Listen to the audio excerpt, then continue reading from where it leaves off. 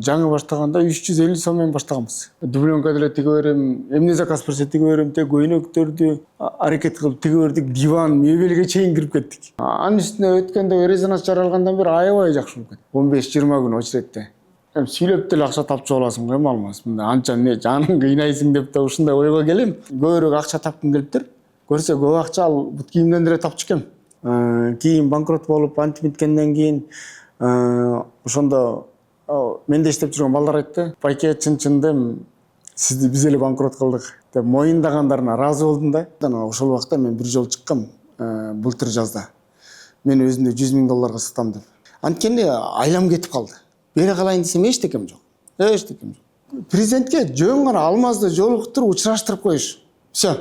Ана мен ал кишиге жолугуп, көйгөйүм айтып, антейин дегендер оюм жок болчу. Мен Өмүров Алмазбек Абдрахманович, өзүм Нарын областык Актылар району Чолоккайың айылынан төрөлгөм.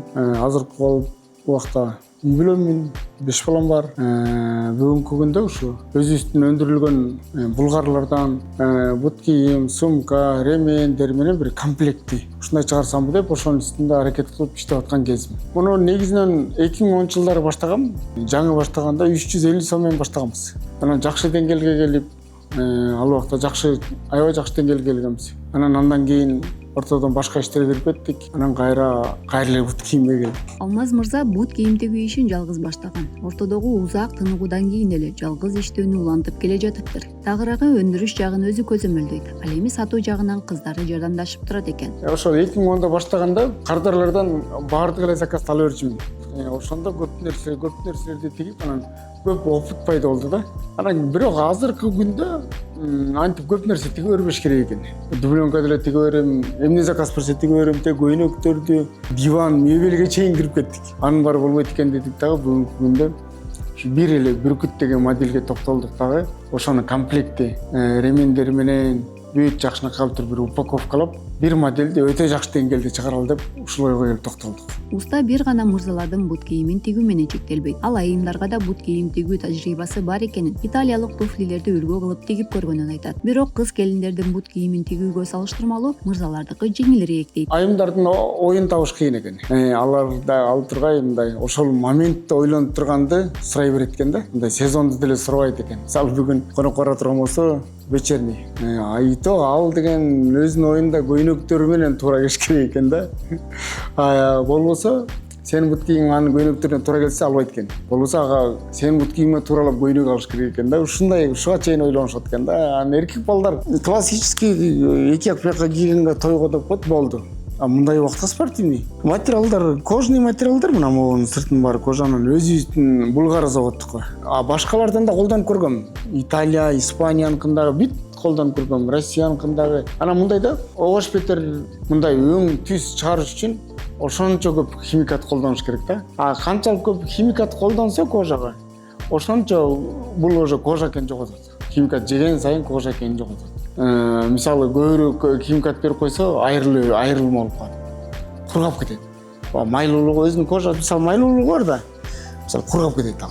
Майлуулугун жоготот да, уже кургап айрыла баштайт. Өтө майлуу кылып койсо клейлер жабышпайт. Ушундай жерлери бар экен. Анан ошондон улам мен өзүбүздүн терлери эң жакшы экен деп чечтим дагы өзүбүздүн терлер менен иштеп атам.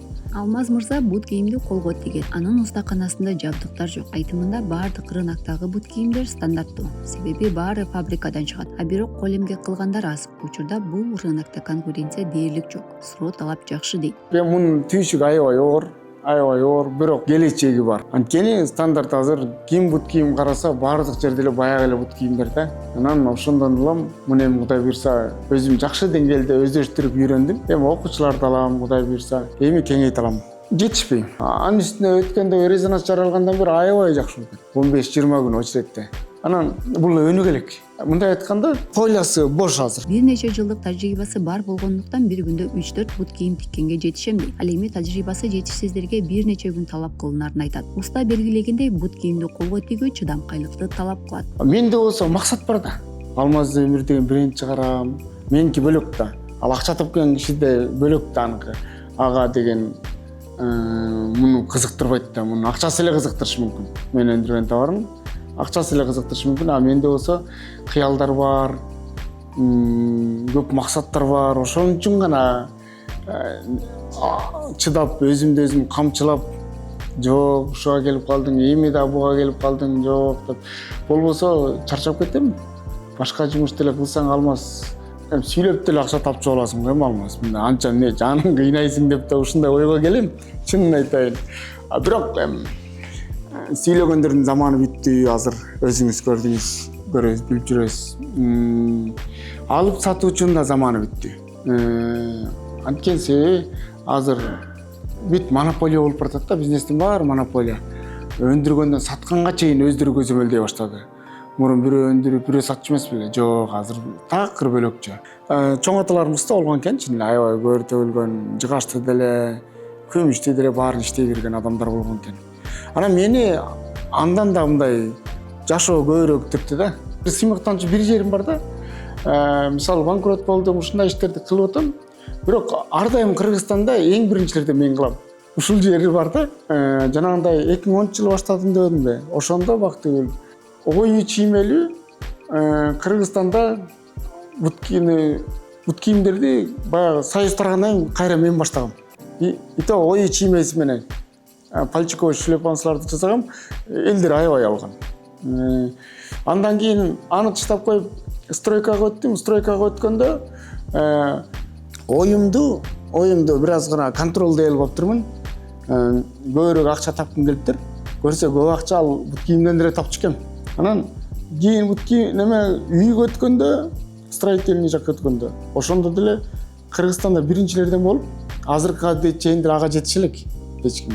Мисалы 6-9 үйдү под ключ жасап, үйгө отуруп алып, үй жасап, бактыгүл үйгө отуруп алып, үй жасап элестет. Анан ошону 1.300.000ге саткам.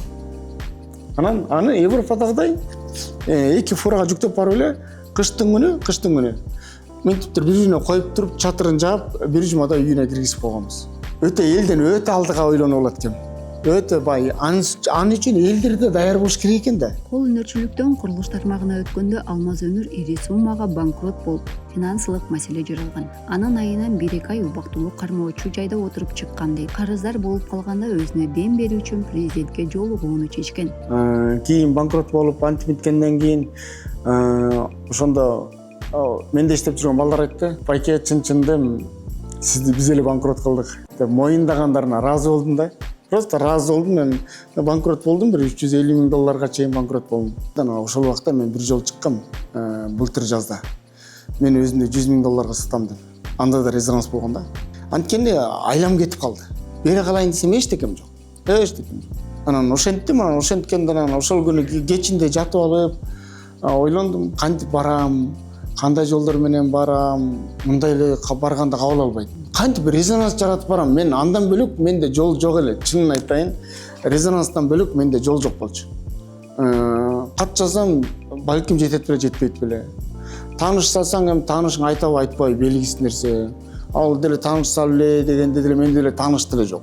Анан мен андан көрүп колумда бар иш менен эле ушунун жакшысын изденейин, жакшысын жазайын. Анан подписчик чогултайын ага чейин өзүмдү элге таанытайын деп ушунун баарын ойлондум. Президентке жөн гана Алмазды жолуктуруп учураштырып коюш. Все. Болду. Эми Алмаз калган Кудайым буйрса келечекте көргөзөт. Болду. Алмазга бир гана дем берип коюш керек болчу. Анан мен ал кишиге жолугуп, көйгөйүм айтып, антейин дегендер оюм жок болчу. Президенттин кабыл алып туруп, кийип койгону уже бренд. Ал бут кийим боюнча мисалы чалып атышат, Алмаз мага бир необычный бут кийим тигип берчи, акчасын ойлонбо деп. Өткөндө бир кыз чалды, сизде бут кийимдер канчадан деди. 5-6 миңден дедим. Десем, президенттин бут кийимичи деди. Анан анынга баасы жок, билбейм, андай мен деле жасап кымбат сатып көрөлекмин дедим. Бирок жанагынтип сыртта мастерлер айтты, кыргыз балдар 200-250 миң болот андай жумуштар деди да. Биз ошон сенкинчелик эмес, бирок бут кийимдерди ошондой ручной работаларды ошого сатабыз дешти. Анан ошондой болот го десем, болду байке, жазай бериңиздер. Мен айттым, болгон президенттикиндей болбойт. Президент бир эле киши, аныкы өзүнчө эле болот ошондой эле. Алмаз мырза президент куру кол кетирбей берген $10 миң ишканага керектүү жабдыгаларын чет өлкөгө буйртма берип койгонун кошумчалады.